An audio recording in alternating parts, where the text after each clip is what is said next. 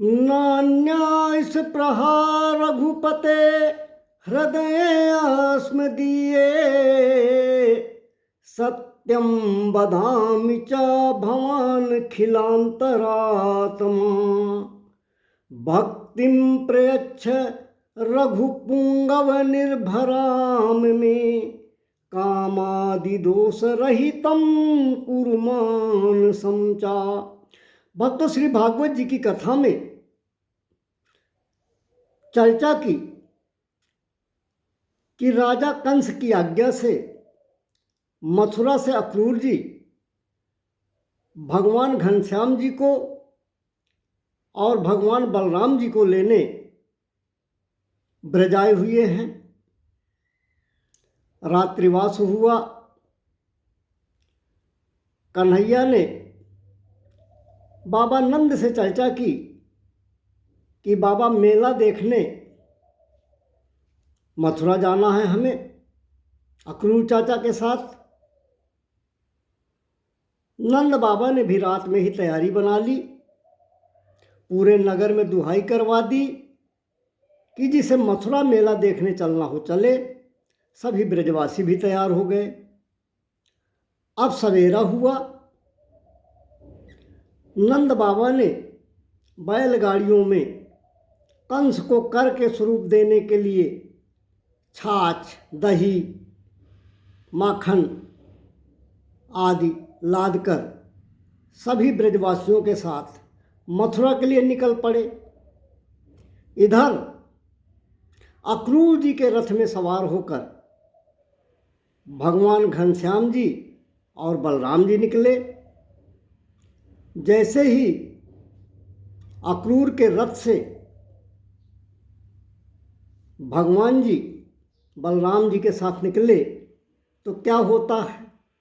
तास्तथा तप्यतिर्वीक्ष्य स्वप्रस्थाने यदुत्तमः सान्त्वयामास सप्रेमयी रायस्य इति दौत्यकैः।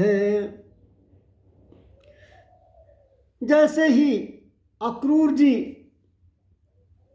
भगवान श्याम सुंदर सरकार और बलराम जी को लेकर रथ से आगे बढ़े, रास्ते में गोपियों के झुंड ने रथ को घेर लिया चारों तरफ से। गोपियां कह रही हैं कि अक्रूर, आप बड़े क्रूर हो। हम अपने दोनों नेत्रों भगवान श्याम सुंदर और बलराम को नहीं जाने देंगे।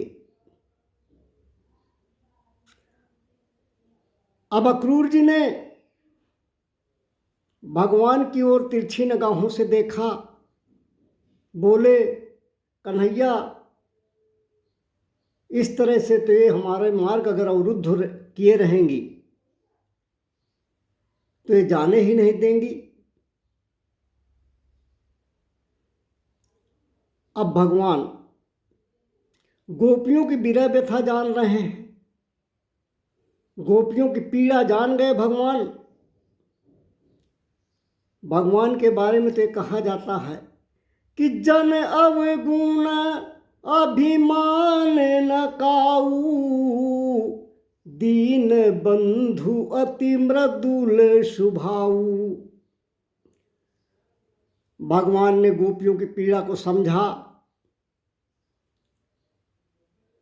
उनके विरह को समझा, तो भगवान गोपियों की व्यथा विरह को दूर करने के लिए उनको समझाने लगे। भगवान कहते हैं गोपियों से कि देवियों, तुम इतनी अधीर मत हो, इतनी व्याकुल मत हो। जीवन में जो संयोग होता है और वियोग होता है, ये दिन रात की तरह आते जाते रहते हैं। कितने दिन हमारा किसी संयोग रहा है और कब किसी से वियोग हो जाएगा, ये सब पूर्व निर्धारित होता है।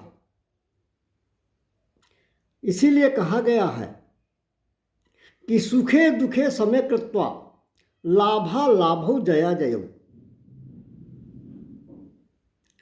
सुख दुख हानि लाभ जीवन मरण ये सब जीवन में लगा रहता है। इसलिए ज्ञानी जनों को इस पर शोक नहीं करना चाहिए, उसको प्रारब्ध मानकर नियति मानकर सहर्ष स्वीकार करना चाहिए। भगवान कहते हैं कि देवियों इतना दिन हम लोग एक साथ रहे हैं, इतने दिन हमारा संयोग रहा है, पर अब 2 दिन की बात है। आज मैं मथुरा जाऊंगा, कल मथुरा का मेला देखेंगे और परसों हम वापस आ जाएंगे। इसलिए तुम लोगों को व्याकुल होने की आवश्यकता नहीं है, बहुत ज़्यादा दुखी होने की आवश्यकता नहीं है। अब जहाँ गोपियों के कान में ये स्वर सुनाई पड़ा कि मैं परसों आ जाऊंगा, तो उनमें जीवन की एक आशा जग गई।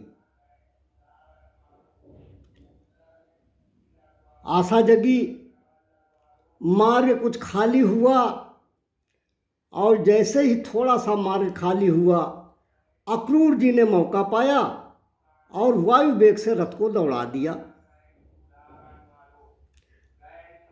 जब तक भगवान का रथ ओझल नहीं हो गया गोपियों की नज़रों से, तब तक गोपियां उस मार्ग को एकटक अपलक निहारती रहीं। गोपियों की तो ये दशा हो गई है कि मानो गोपियों का मन माधव के साथ मथुरा चला गया और मात्र शरीर ही ब्रज में रह गया। अक्रूर की मनोदशा बिगड़ गई। सोचने लगे, अरे राम राम, इन गोपियों के जीवन धन है श्री कृष्ण,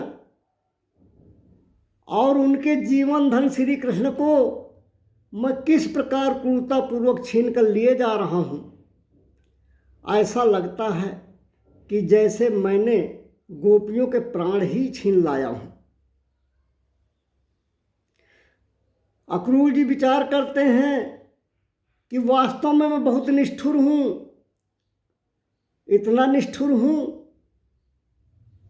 कि मैं उनके जीवन धन को लेकर आया हूँ, और लेकर भी कहाँ जा रहा हूँ, उस क्रूर पापी कंस के पास, जो इतना दुष्ट है कि जिसने अपने पिता को ही बंदी बना रखा है, किसी पर तनिक भी दया नहीं करता, और ऐसे कंस का षड्यंत्र जानते हुए भी मैं इन सुकुमार बालकों को उसी के पास लेकर जा रहा हूँ।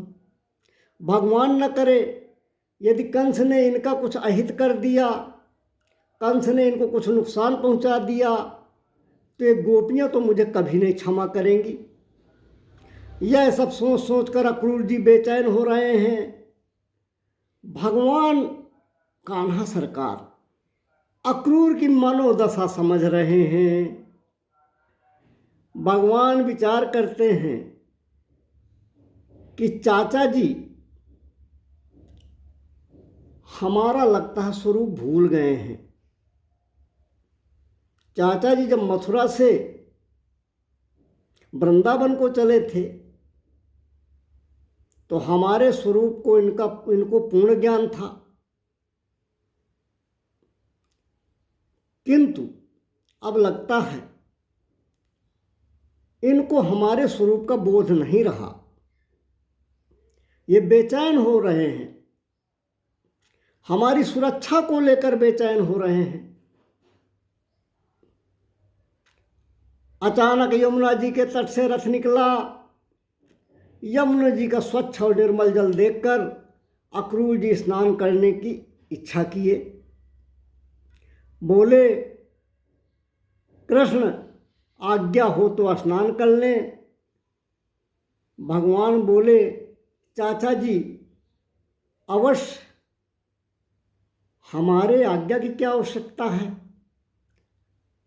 हम तो आपके पुत्रवत हैं, हमें तो आपकी आज्ञा का पालन करना चाहिए, इसलिए आपकी इच्छा सर्वोपरि है, आपका विचार है तो अवश्य स्नान कर ले।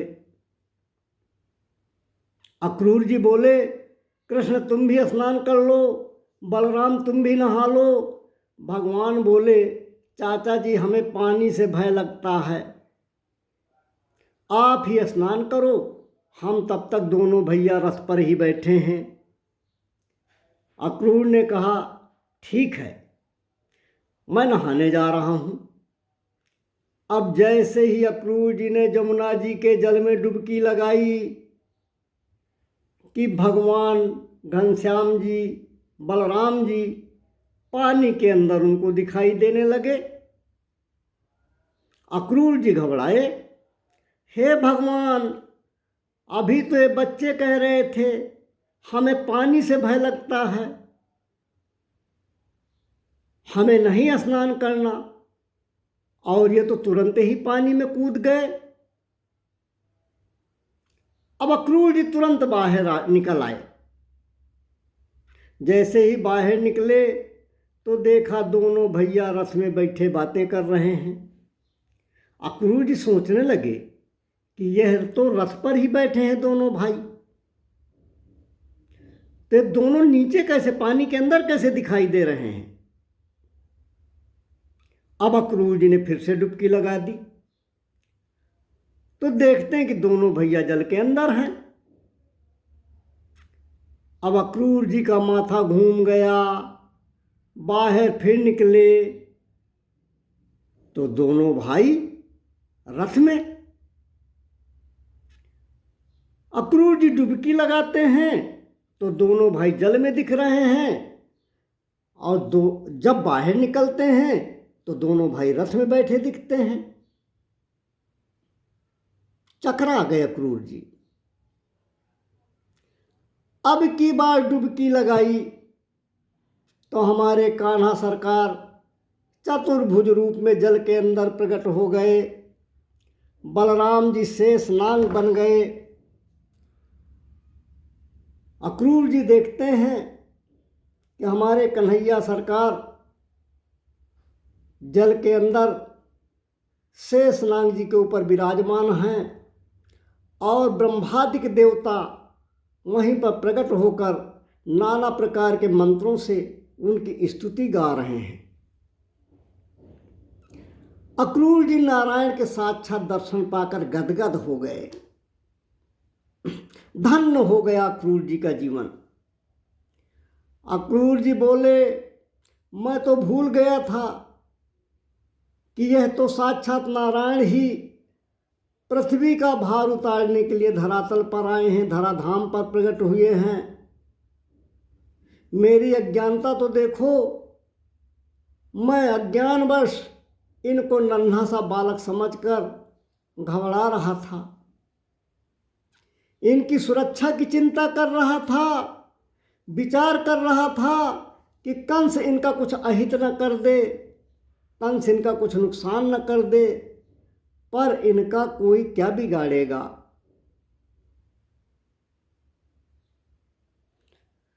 यह स्वयं सबका संहार करने के लिए पधारे हैं। ये तो वो हैं जो इस अखिल ब्रह्मांड के उत्पत्ति करता, पालन करता और संहार करता हैं। इनके बारे में तो कहा जाता है, प्रभु सक त्रिभुवन मार जी आई। तो जब अक्रूर जी को यह ज्ञान हुआ कि ये पृथ्वी का भार उतारने के लिए ही पधारे हैं, तो अक्रूर जी जल में विराजमान माधव सरकार की स्तुति करने लगे। पूरे 30 श्लोकों में अक्रूर जी ने भगवान की बड़ी सुंदर स्तुति निर्मल भाव से की है। अक्रूर जी कहते हैं, नस्तोस्म्यहं त्वखिलं हेतुम नारायणं पुरुषमाद्यमव्ययम् यत्राभिजाता दरविन्दकोशाद् ब्रह्मा विरासीद यतेव लोकः। अक्रूर जी कहते हैं, प्रभो पहचान गया मैं आपको। आप तो प्रकृति आदि समस्त कारणों के भी कारण हो।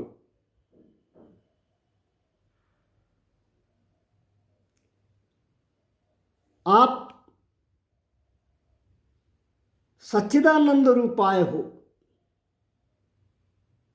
आप ही अविनाशी पुरुषोत्तम नारायण हैं।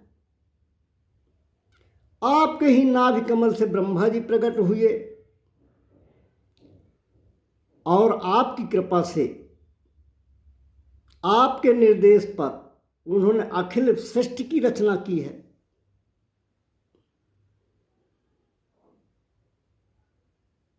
इसीलिए आप ब्रह्मांड नायक कहलाते हो। आपके बारे में तो ये कहा जाता है, जन्माद्यस्य नवयादितरतश्चार्थेषु विज्ञः स्वराट् तेने ब्रह्म हृदयादिकवे मुह्यन्ति यत् सूर्यः तेजो वारिमृदां यथा विनिमयो यत्र तिसर्गो मृषा धाम्ना स्वेन सदा निरस्तकुहकं सत्यं परम धीमहि। इसीलिए आपको सत्यम परम धीमहि कहा गया है। एकमात्र सत्य आप ही हैं। शेष जो दिखलाई पड़ता है वो भ्रम है, मिथ्या है, असत्य है, काल्पनिक है।